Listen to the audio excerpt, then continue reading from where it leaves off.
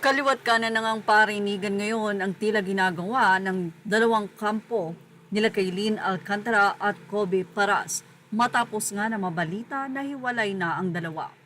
Well, mukhang hindi na rin nakatiis ang ina ni Kobe Paras at tila nagsalita na nga ito sa tunay na estado ng relasyon nila Kobe at Kaylin Alcantara.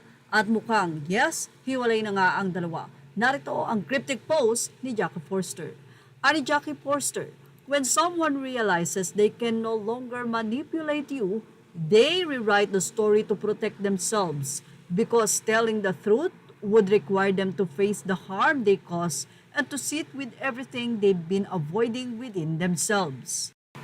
Say pa at patuloy na pahayag ni Jackie Forster, it is easier to deny, deflect, and distort than to take accountability. So instead of owning their behavior, they create a version of the story where you're the problem, but their narrative doesn't change your reality and your healing doesn't require their validation.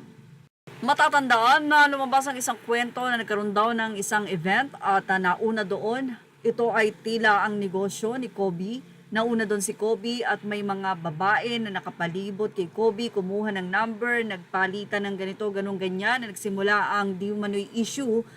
Yon ang rason na idinidina yata ng ina ni Kobe Paras na si Jackie Forster na hindi ang anak niya ang may problema. Well, hindi man ganon ang buong pagdedetalye pero ang tinutumbok ng nasabing mensahe ay ganon na nga. Nag-post pa itong si Kobe Paras na tila nagsisisi na nakilala si Kaylin.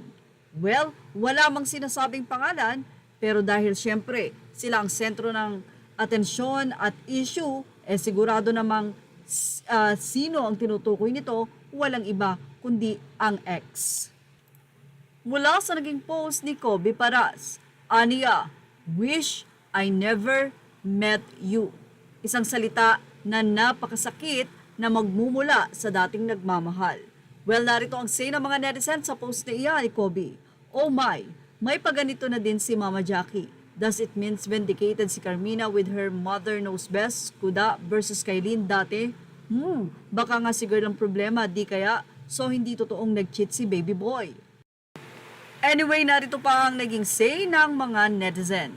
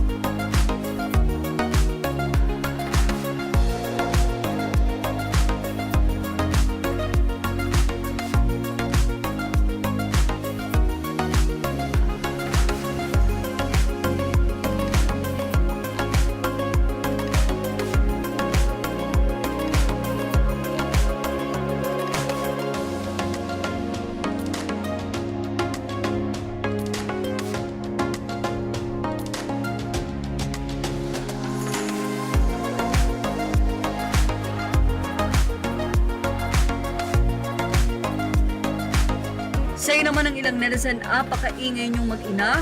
Grow up, turning 28 ka na this year, diba? Lol.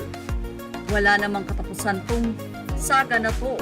Walang tigil na parinigan tong dalawa na to, sumasali sa pamilya nila. Ang bad ng breakup nila siguro, gaano kaya kalala ang nangyari. He is hurting kaya ganyan ang post niya.